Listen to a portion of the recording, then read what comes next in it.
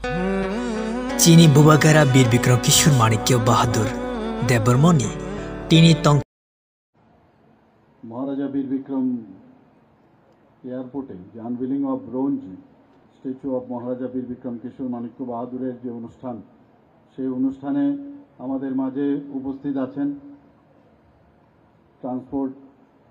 Honourable transport minister Shri Suhanta Chowdhury মহোদয়, যিনি ওনার মূল্যবান বক্তব্য এখানে আপনাদের সামনে রেখেছেন। আমাদের মাঝে উপস্থিত আছেন শ্রী টিঙ্কু রায় মহোদয়, honourable minister sports department.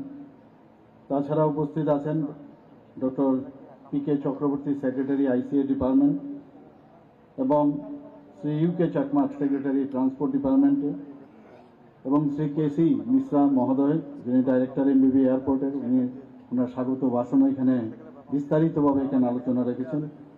Shri উত্তম মণ্ডল, ট্রান্সপোর্ট কমিশনার, এবং যারা অফিসিয়ালসরা আছেন গভর্নমেন্ট অফ ত্রিপুরার এবং এমবিবি এয়ারপোর্টে, এবং এই এলাকার বিশিষ্ট ব্যক্তিবৃন্দ, সাংবাদিক বন্ধুরা, সবাইকে আমি হার্দিক অভিনন্দন জানাচ্ছি। আপনারা দীর্ঘ সময় ধরে এখানে অপেক্ষা করছেন এবং এখানে উপস্থিত থাকার জন্য।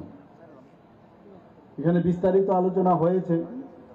আমরা জানি যে আগে সিঙ্গারবিল এয়ারপোর্ট নামে এটা আখ্যায়িত করা হতো। আমরা যখন একেবারেই ছোট ছিলাম, কোথায় যাবে যে সিঙ্গারবিল যাব, মানে সিঙ্গারবিল এয়ারপোর্ট, এবং তার ইতিকথা আমরা জেনে গেছি এখন।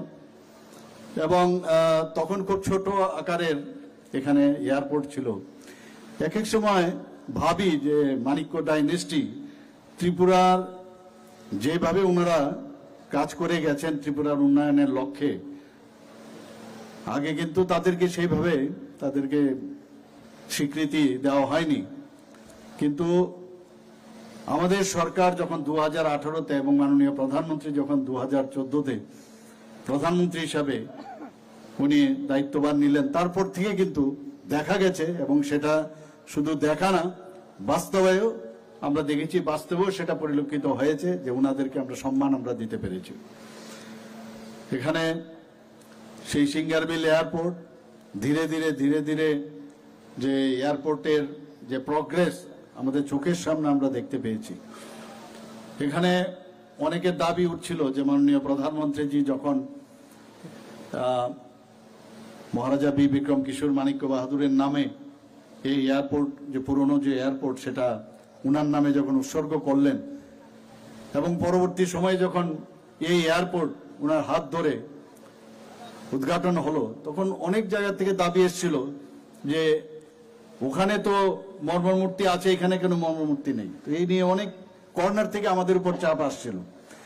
তো সেই বিষয়ে আমি যখন দিল্লিতে যাই, আমাদের ইউনিয়ন এভিয়েশন মিনিস্টারের সাথে আমি কথা বললাম, এবং এখানে ডাইরেক্টর সাহেবের সাথে আমি কথা বললাম যে এটাকে শিফট করা যায় কিনা।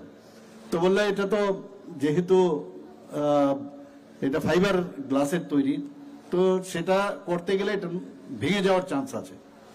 তখন আমরা আমাদের ট্রান্সপোর্ট মিনিস্টার মহোদয়ের সাথে কথা বললাম যে আমাদের এটা করতেই হবে। তো সেই অনুসারে এখানে 35 লক্ষ টাকা ব্যয়ে আজকে এখানে ব্রোঞ্জের আগরতলার, খুব ভালো লেগেছে যে ভট্টাচার্য বাবুর হাত ধরে এত সুন্দর একটা মহারাজা বীর বিক্রম কিশোর মাণিক্য বাহাদুরের মূর্তি এখানে স্থাপিত হলো। আমাদের ত্রিপুরাতে ট্যালেন্টের অভাব নেই।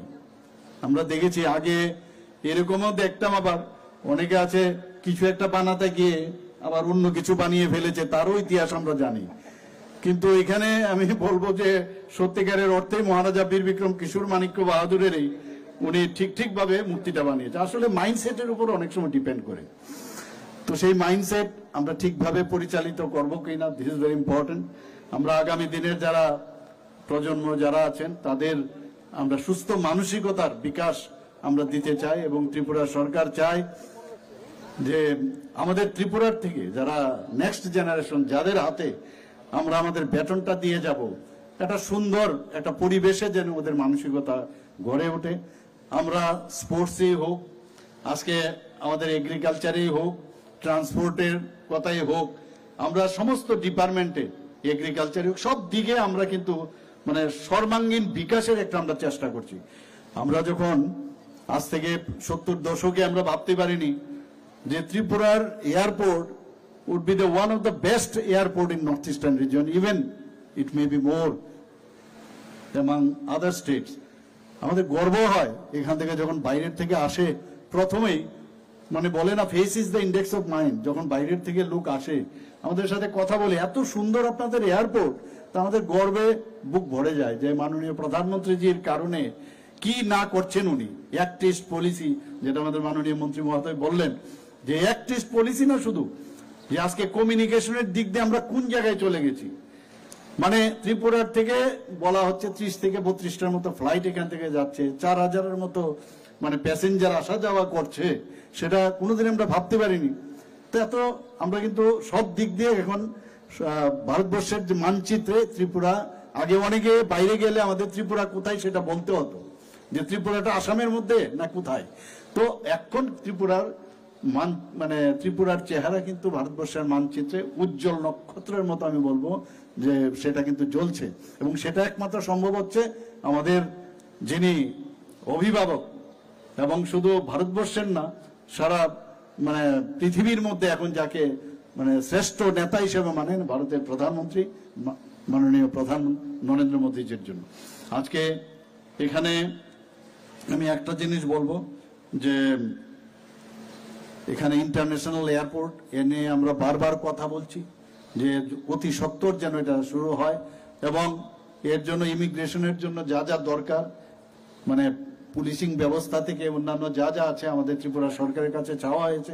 সে বিষয়ে কয়েকবার আমি দিল্লিতেও কথা বলেছি, আমাদের ট্রান্সপোর্ট মিনিস্টারও কথা বলেছে। তো আমরা চাইছি যে যত তাড়াতাড়ি সম্ভব এখান থেকে যেন, যেহেতু এটা ইন্টারন্যাশনাল এয়ারপোর্ট হিসাবে আমরা বলছি, সেটা চিটাগাং এ ফার্স্ট ফ্লাইট যাবে, এবং তার জন্য যা যা মানে গ্যাপ ফান্ডিং এর দরকার সেটাও আমরা ত্রিপুরা সরকার থেকে আমাদের ক্যাবিনেটে ডিসিশন নিয়ে সেটাও দিয়েছি। আমি আশা করি যে আগামী দিন আমাদের যে এই ধরনের কমিউনিকেশন, যে ধরনের রাস্তা আমাদের মাননীয় প্রধানমন্ত্রীজি, রেল হোক, আমাদের ন্যাশনাল হাইওয়ে হোক, ইন্টারনেটই হোক, এয়ারওয়েজে হোক, ওয়াটারওয়েজে হোক, সব রাস্তা যিনি উনি দেখাচ্ছেন, সত্যিকারের অর্থে আমি বলবো যে উনি শুধু রাস্তা দেখাচ্ছেন না, আমরা কোন দিকে আমরা যাব সেই রাস্তাও উনি আমাদের দেখাচ্ছেন। এখানে সবাই উপস্থিত থাকার জন্য আবার আমি হার্দিক অভিনন্দন, শুভেচ্ছা জানাচ্ছি। এবং আজকের দিনে আমি বলবো যে আমরা ত্রিপুরা সরকারের তরফ থেকে এখান থেকে এয়ারপোর্ট অথরিটির কাছে একটু জায়গা আমাদের দিয়েছেন, কিন্তু এখানে এই মর্মমূর্তি যেটা আধুনিক ত্রিপুরার রূপকার আমরা বলি,